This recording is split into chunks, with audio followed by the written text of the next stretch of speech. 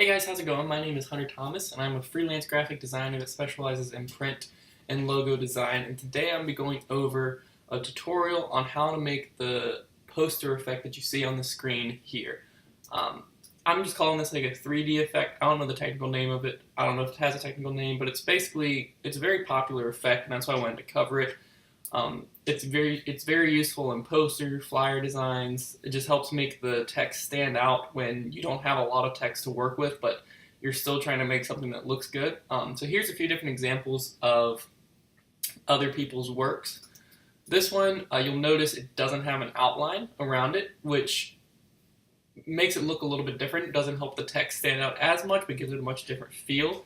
So that's just one thing to notice with this. This one does have an outline, which is how I prefer to do it. But like I said, you can play around with this and get a ton of different results, doing a ton of different ways.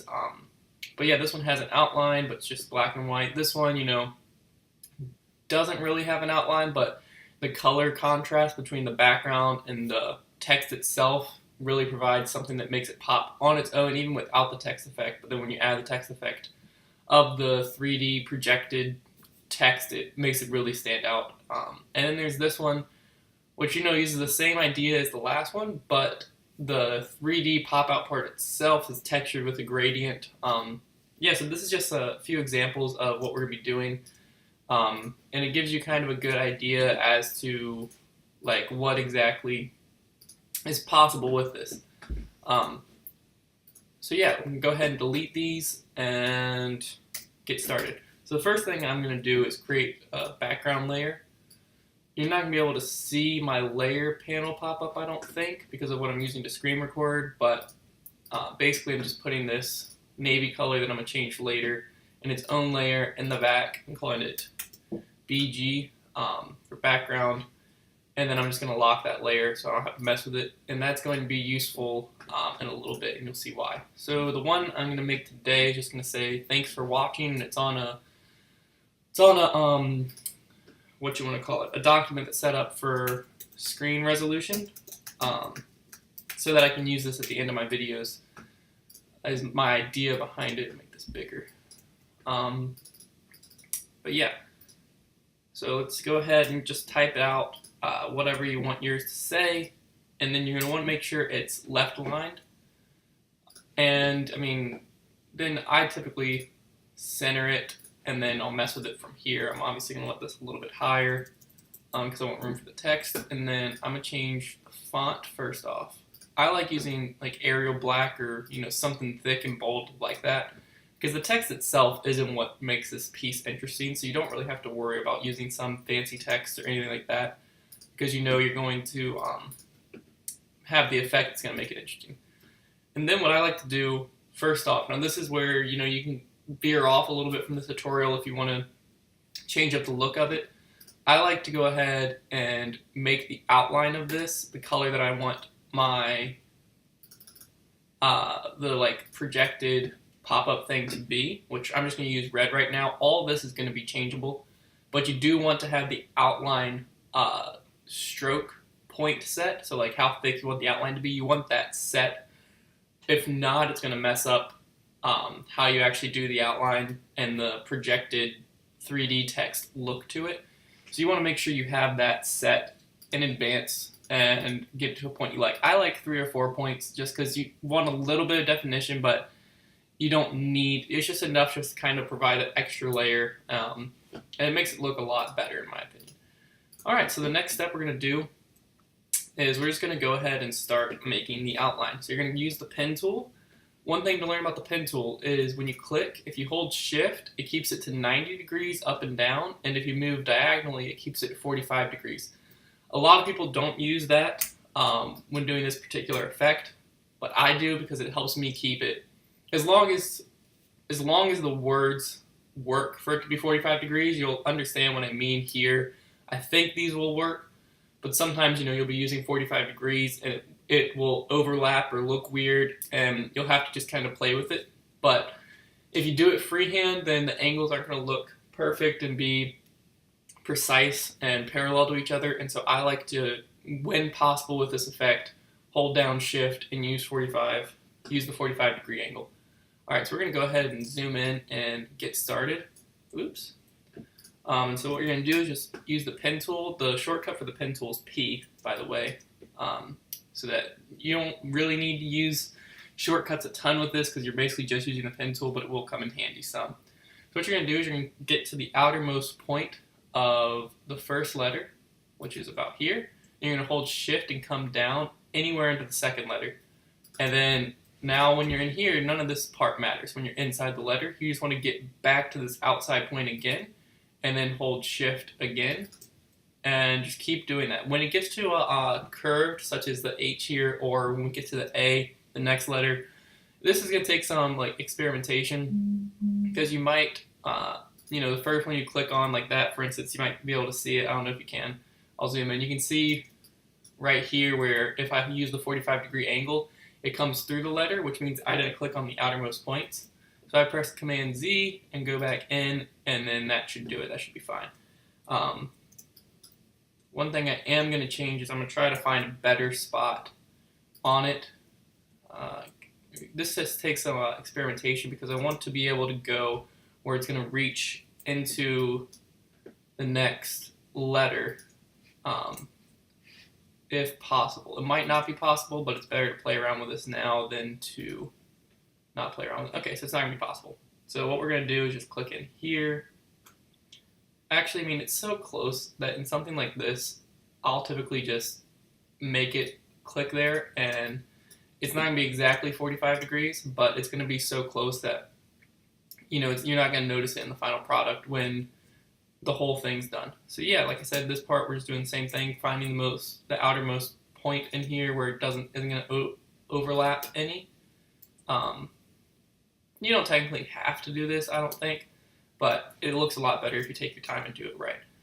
So that's all I'm doing here, and I'm probably going to speed this up so you don't have to keep watching it, and I'll come back when I have the next thing to talk about.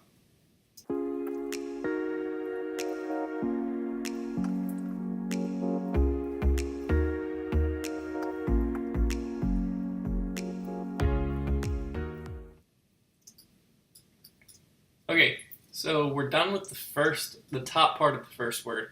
And so now this is where the effect itself, takes shape. So what you're going to do is when you're done, you click that last point, and you see I still have, I haven't completed the path yet. So what I'm going to do is just hold shift again, so it's still on that 45-degree angle, and drag the pen tool off the page on that 45-degree angle. And then once I'm off the artboard, I just click anywhere. It looks like that. It looks horrible. I understand. When you're done, you're not going to be able to complete the path yet. So what you're going to do is after you click that last point off the artboard, push enter, and then that frees up your pen tool to come back up here to this first point up here. And you're just going to click on that first point again, and you're going to come the other way. So we're going over here now. We're going to go to the outermost point this way, which is this outside part of the T right there. And then you're going to hold shift again and click into the T, and then you're going to come down to the outermost point of the T down here, right here, and then you're going to click shift again, and this is when you're going to complete the first path, and we'll be able to kind of see what it looks like. So what I'm going to do now is I have this first path completed. We're going to flip this, and then we're going to make the outline color nothing. And then we're just going to right click on it and send it to the back, which you just right click, go to arrange, and then send to back. And then there it is. So that's what the first word looks like. And you can see if we zoom in, since it has the outline, that does two things. One, it makes it look like you went around. It kind of sells the effect a little bit more.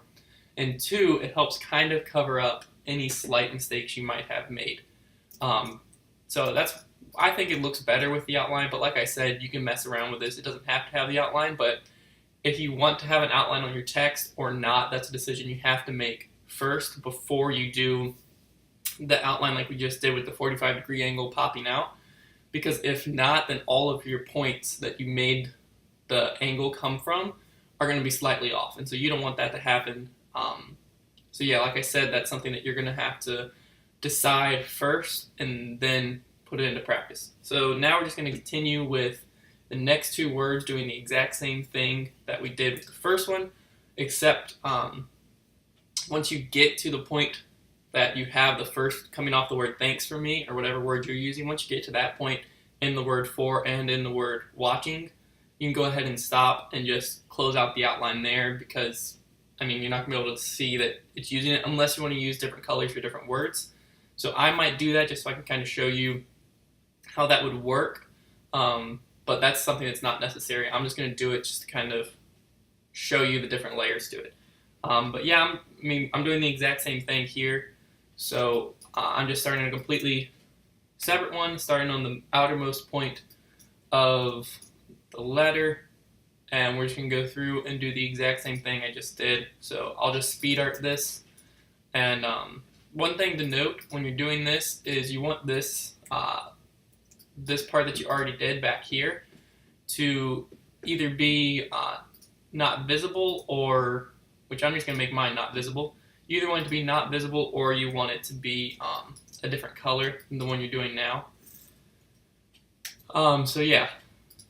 But yeah, like I said, I'm just going to speed art this part, just fast forward through it so that you don't have to watch the exact same thing. But I'm just using Shift to make it 45 degrees, and I'm doing the exact same thing as I did on the word thanks. So yeah, I'll come back when I have something else to go over.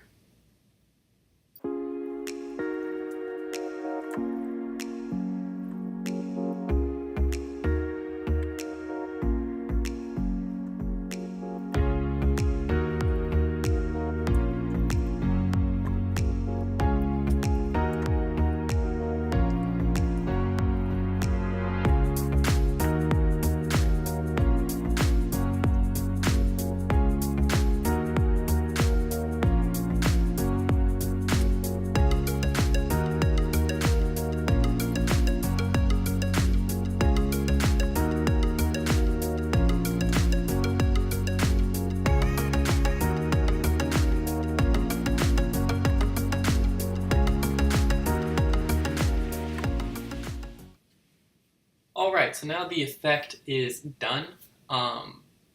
So basically we have three different ones here. We can make this one, we'll just change the colors up a little bit just for the purpose of showing you kind of what's going on here. Make that one like orange, and we'll make this one we'll go with like a yellow, sure. And then we can just change the outlines to match the colors that we picked. Where's that orange? And purple. Okay. And then we can, obviously you would want this one to actually be in the very back. Actually, no, you wouldn't. You'd want to be like this.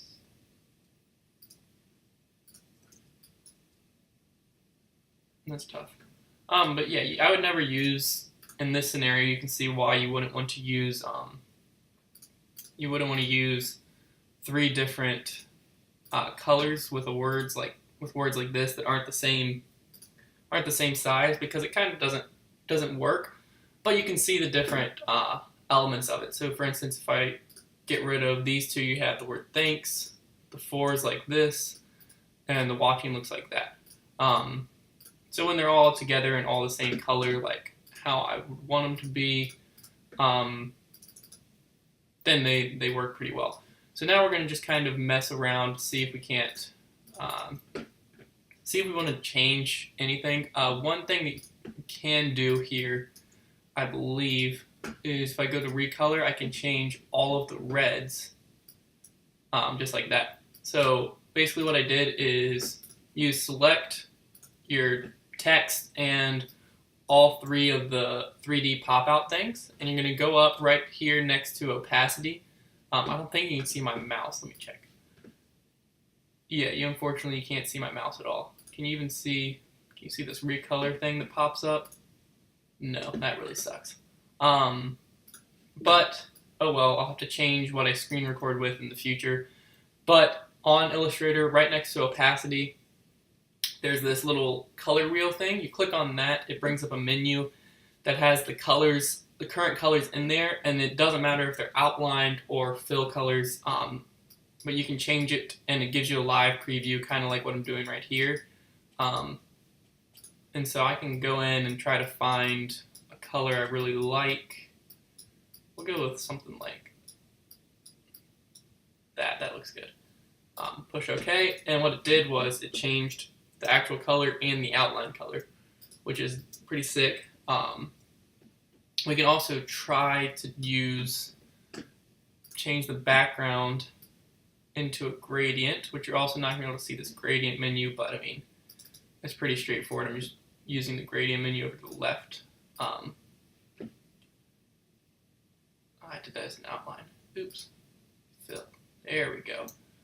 That looks pretty bad, to be honest. It's because they're not joined. So what you'd want to do if you're going to use this effect, I believe, is go into here, select all three of them, and then go over to the Pathfinder and unite them.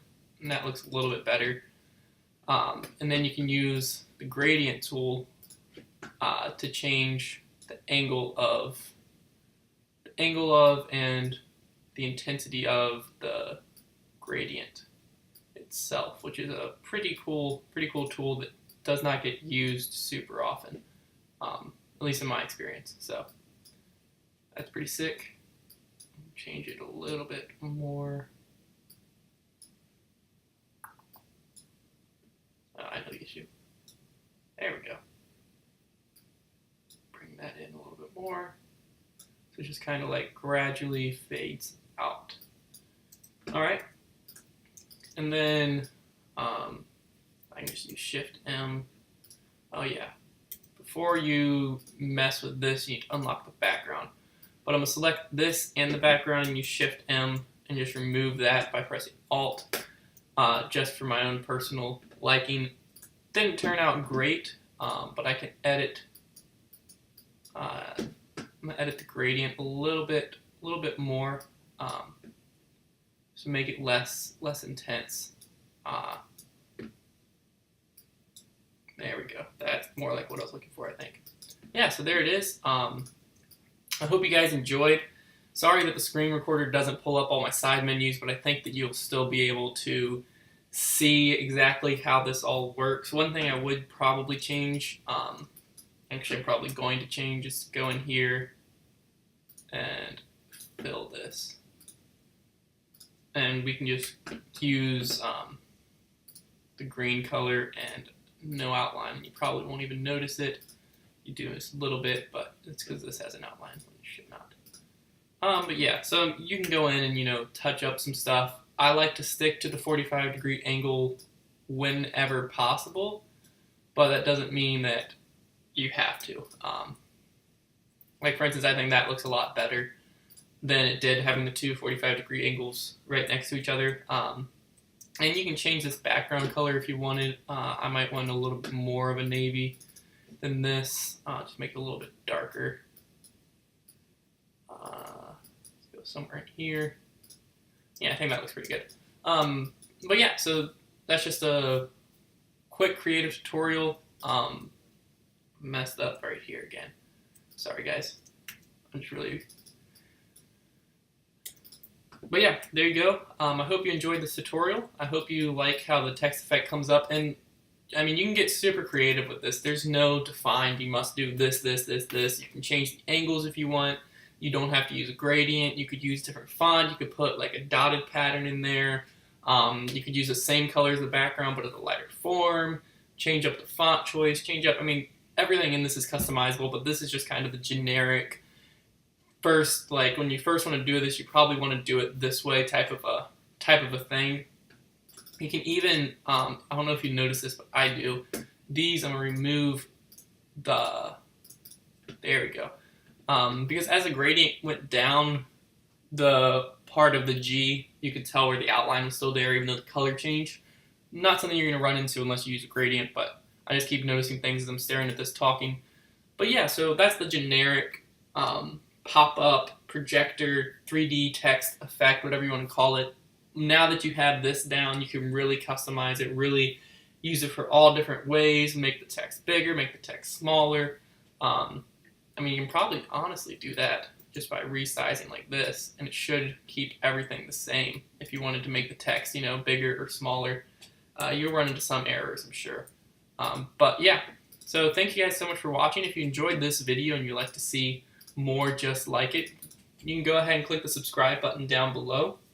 I'll try to get the screen recording figured out so that it will include the pop-up menus and everything like that in the next tutorial, but that was not necessary really for this tutorial, because anything I did in the side menus, you didn't actually have to do that. It was just me messing with different things and changing some settings.